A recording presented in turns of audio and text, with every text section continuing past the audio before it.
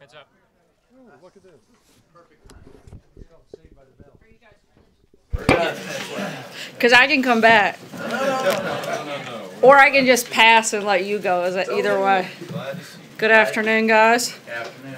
As you know, the President spoke at length during the immigration meeting this morning and answered even a few questions for you, so we're going to keep it a little shorter today here in the briefing. Let me start by saying congratulations to the University of Alabama Crimson Tide, who won the college football national championship last night. The President had a great time at the game, and needless to say, that was a finish for the ages. I was obviously a little disappointed that the Arkansas Razorbacks weren't in the game, but as I've said many times, the SEC is the best conference, and I was glad to see Alabama and Georgia fighting it out.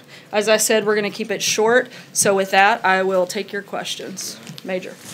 Can you help us clarify, when the Democrats came out, they applauded the President for organizing the meeting, but said it was their understanding this would be a two-phase process, DACA first, and then other elements that you outlined in your statement second, and that they perceived January 19th, not March 5th, as the deadline for action. Can you explain the President's interpretation of the meeting and that assessment of the Congressional Democrats? Right. The President just concluded what we felt was a very successful and productive bipartisan and bicameral meeting on immigration reform. During the closed-door session, the leadership agreed to negotiate and narrow the focus to 4 issues: border security, chain migration, visa lottery, and DACA. They all agreed that those 4 things would be part of the negotiation, and beyond that, then they could move into additional scope. But at this point, those are the 4 things on the table and the 4 things that we anticipate that they'll be negotiating. Those 4 things are phase 1 from the President's perspective. Correct. And are they tied to January 19th or March 5th? We haven't outlined the date, and I'm certainly not going to negotiate what that date looks like from the podium. That's something that we're going to work with Congress on. But those are the 4 areas that they all agreed at the conclusion of the meeting to narrow the scope and the focus to. John? How confident are you that those 4 things will remain part of phase 1 of this process? Senator Dianne Feinstein posited the idea of doing a clean DACA bill, which the President at first seemed to embrace before only if he embraced, only if you look at what the President's definition of a clean DACA bill is. And within that bill, he thinks that you have to include not just fixing DACA, but closing the loopholes and making sure we have a solution on that front so we don't create a problem and find ourselves right back where we started in 1, 2, 3 years later. Which is clearly different than her perspective on a clean DACA bill, because she clearly stated that she thinks they should do a clean DACA bill, just handle the Dreamers, and then handle border security as part of comprehensive immigration reform. So is the President setting himself up here for a battle where the Democrats are going to say, no, let's just do DACA, and he's on the other side, and then there's no coming together? I think the President is setting himself up to achieve what everybody in that room agreed they wanted to see happen, and that is a deal on DACA, a deal on border security, talking about chain migration and visa lottery. That's where we are in this process. Those are the 4 principles. Matthew. Thanks. There are 2 quick questions, if I may. The Democrats said after the meeting that they support border security measures, and that their understanding is that the President uses the term wall and border security interchangeably. Is that true? We certainly believe that the wall is part of border security. That's one component of it.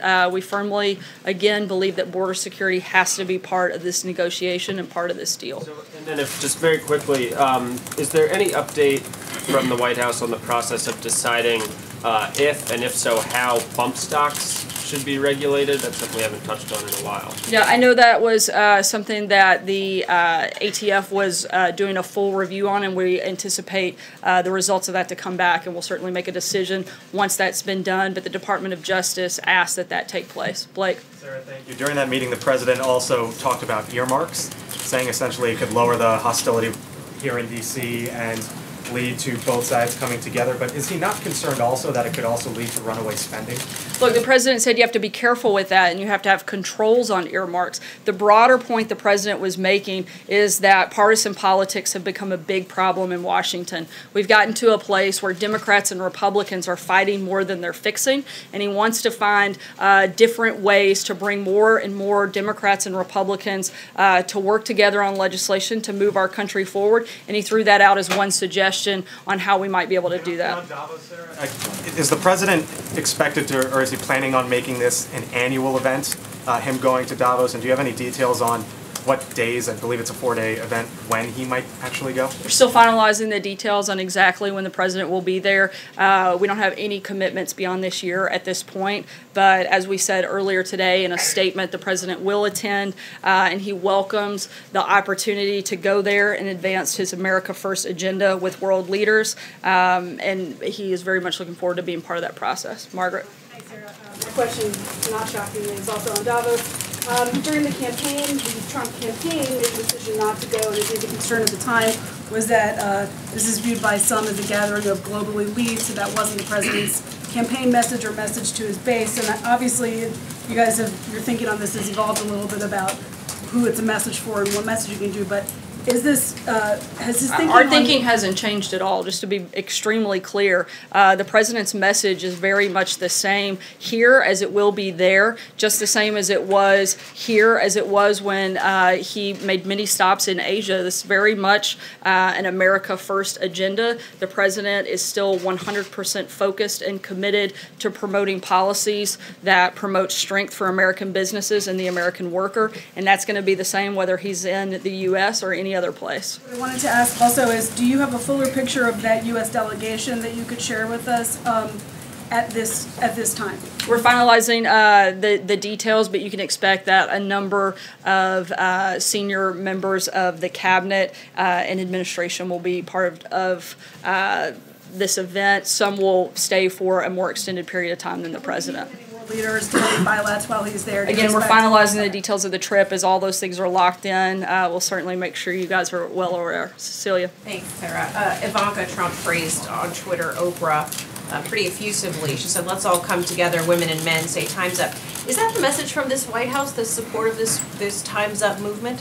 Look, I think the message from the White House is obviously that everyone should come together. I think you saw a great example of the president's focus on that and his leadership in that effort by bringing Democrats and Republicans together to talk about a very contentious issue, one that's gone on for years. The debate has never ended in real solutions. We are trying to move that forward, whether it's on immigration or a number of other issues. I think the president's showing his leadership on that front, and we're going to continue to look for ways to bring the country together. Have you been on the campaign of a political outsider? What advice would you give a political outsider like Oprah, who seems intrigued about the idea of running? I'm not going to focus on anyone's campaign other than President Trump's re-election. I'm sure if she decides to run, which I think the president states he doesn't feel she will, I'm sure she'll have help with that. Is she qualified? Look, I disagree very much on her policies. Is she a successful individual? Absolutely. But in terms of where she stands on a number of positions, I would find a lot of problems with that. But that'd be something she would have to determine and lay out if she made a decision to run and what that campaign would look like. Michael. Can I ask just a question about phase 2 of the immigration issue as the president laid it out today? So once you get past the DACA debate and some of these other issues, Senator Lindsey Graham seemed to lay on the table the idea of something that Senator Graham supports, which is a comprehensive plan that would include a path to citizenship for all 11 or 12 million, however many you count them, people that are illegally in this country. And the president seemed to respond, let's do it, let's go for it, something along those lines. So are we to then take away that the president is firmly committed to a path to citizenship, to trying to get to a path to citizenship for all 11 million illegal immigrants in the country, once phase 2 comes? Like Right now, that's- our focus is on the 4 things that I laid out. That's where our negotiation is, and that's phase 1. And that's that's our focus and our priority. We're certainly open to talking about a number of other issues when it comes to immigration, but right now, this administration is focused on those 4 things and that negotiation, and not a lot else at this front. Zeke. Thanks, sir. Chief, for you real quick. Overnight, news came out that the North Koreans will be sending a delegation to the Olympics in South Korea. Does the White House have any response to that, and will it have any impact on American participation in the games? Firstly, and then secondly, first comment on Sheriff Joe Arpaio. Let me start with the first thing. In terms of it doesn't affect the U.S. participation in the Olympics. The North Korean participation is an opportunity for the regime to see the value of ending its international isolation by denuclearizing. We hope that we can continue to move forward on that front, but certainly doesn't affect our participation. And you anticipate announcing a delegation soon? Yes, we do, and that'll happen probably in the coming days, and we'll make sure, again, we keep all of you guys certainly in the loop. Arizona Joe Arpaio running for the Senate. The president obviously pardoned him. Was the White House supportive of his candidacy? Does the president plan to campaign for him?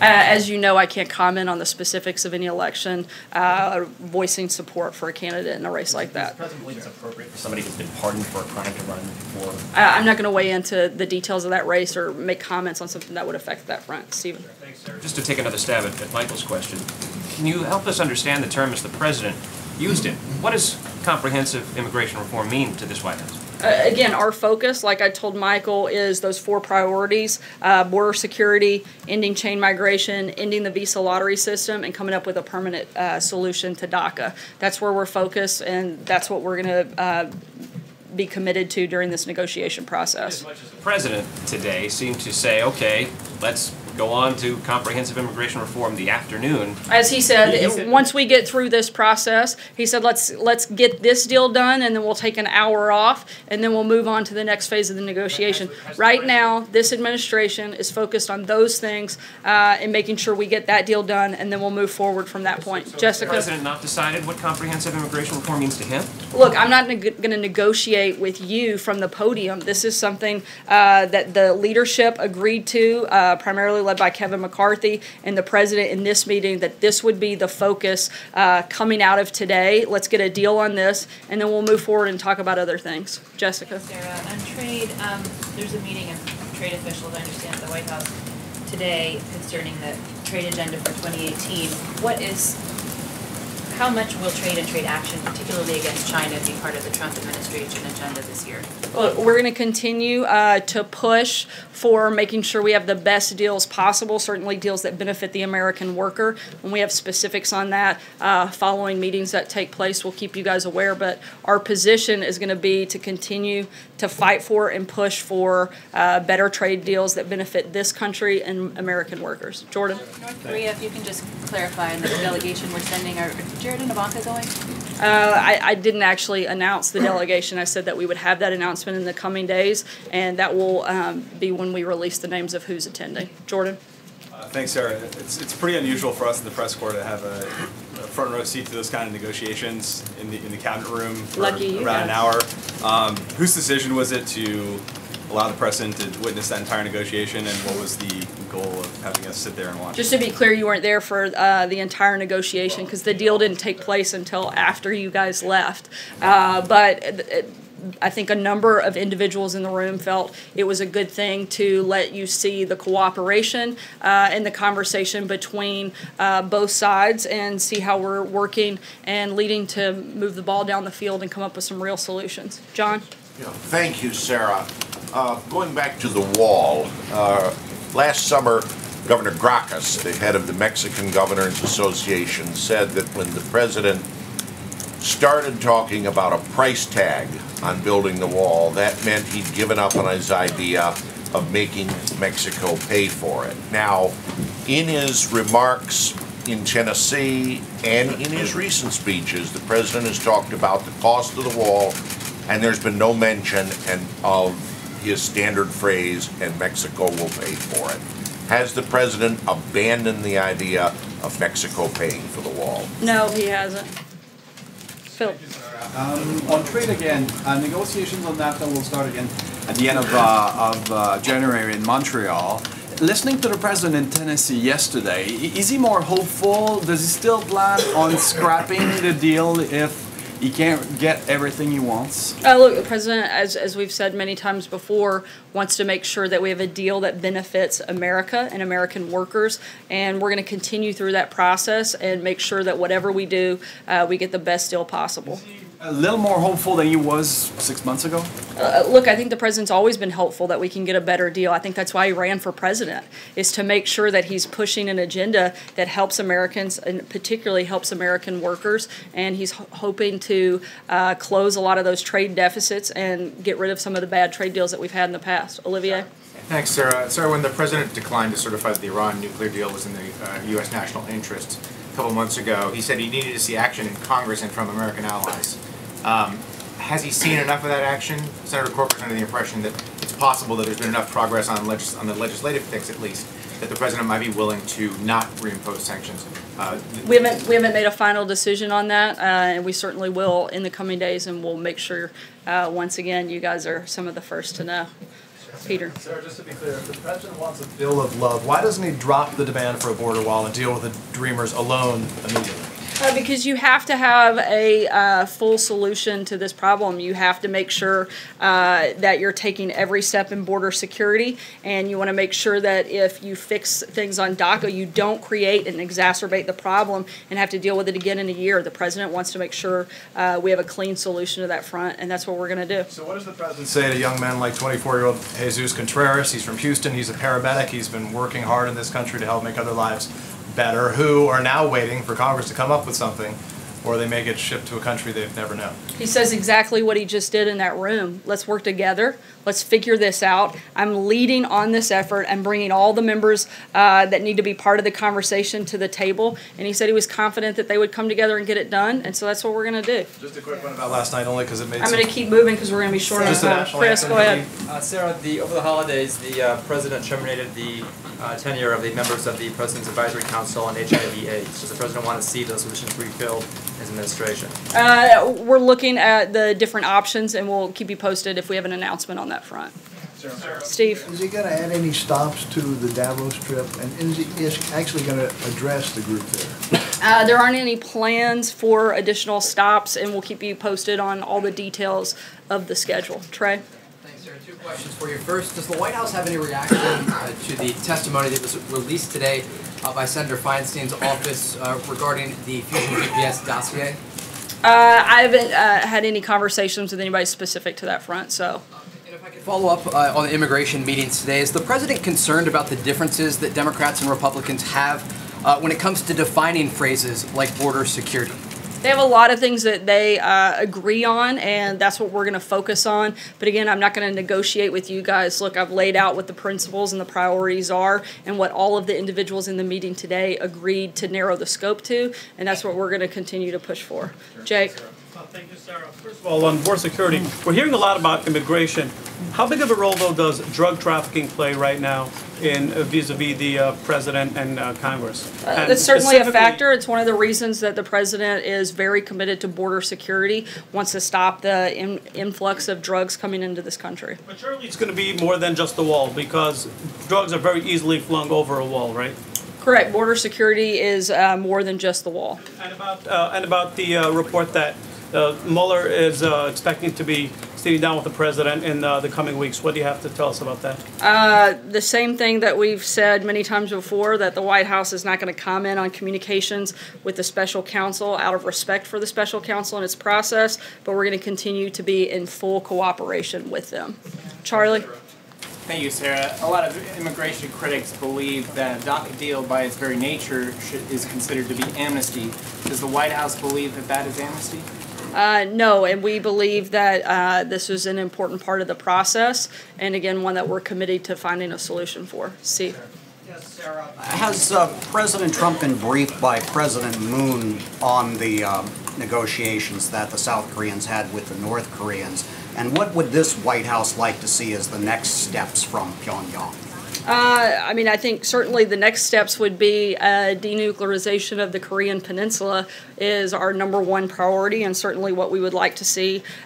We are in very close contacts with our South Korean allies about these conversations. The president spoke with Moon over the weekend. I don't believe they've spoken since then, but I know officials from our administration have been in touch with officials from the South Korean side. Jim? Just to be crystal clear on this, does the president want a wall in exchange for giving those dreamers protection? The president wants border security. Okay, and just to be clear. Okay, so what does border security entail? Does it include the wall at this stage, or could the wall wait until later? The wall is one of the pieces, as well as technology and a number of other things that have been laid out by the Department of Homeland Security. I believe that Secretary Nielsen spoke about that pretty extensively at the meeting today. That portion was covered by you all during that time frame. The wall has to be part of a deal in order for these dreamers to have protection. Border security does have to be part of this process. I mean, there's a difference. Why we want to secure our border? I absolutely do, because the safety and security of the people of this country are the president's #1 responsibility and his #1 priority when it comes to anything that he does. So absolutely. But you understand how Andrew? the wall could be different than border security, Sarah. Border security can No, mean actually, I drones, don't, it could Jim. mean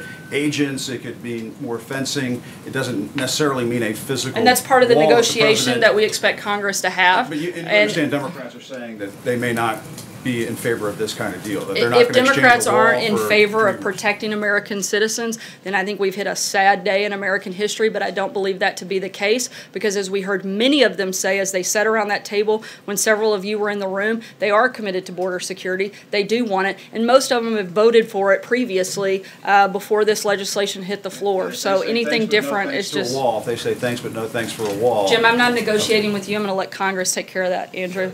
Thanks, Sarah. I just want to go back to the question of Davos. Can you tell us a little bit about how this decision perhaps came about and what influenced it? Was there any excuse me, was there any parts of it taking into account Xi Jinping's appearance there last year?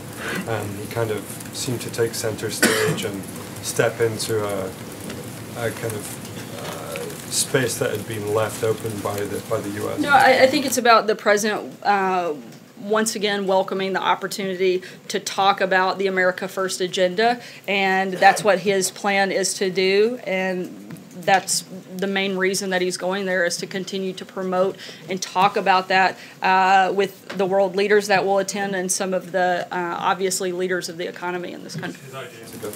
Yes. Sarah. Does the president have a fixed set of principles and priorities for comprehensive immigration reform, or does he believe that that's something he should be flexible on when it comes to that?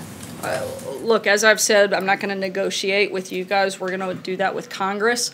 We've laid out what we want right now, and we'll make announcements when we move beyond those 4 priorities that we've laid out. Take one last question. Sarah, the president said on Saturday that Robert Mueller's investigation makes our country look foolish. And he's expressed a similar sentiment a couple times before. But what does he mean specifically about making the country look foolish? I think when we waste the amount of time that we have on something like this that's been very clear from the beginning that there is absolutely nothing to. If we want to look at places where there may be collusion, I think our administration has outlined where we think any special counsel should be focused, and it's certainly not on this president or the president's campaign. Thanks so much, guys. Can you take one on the national anthem, Sarah?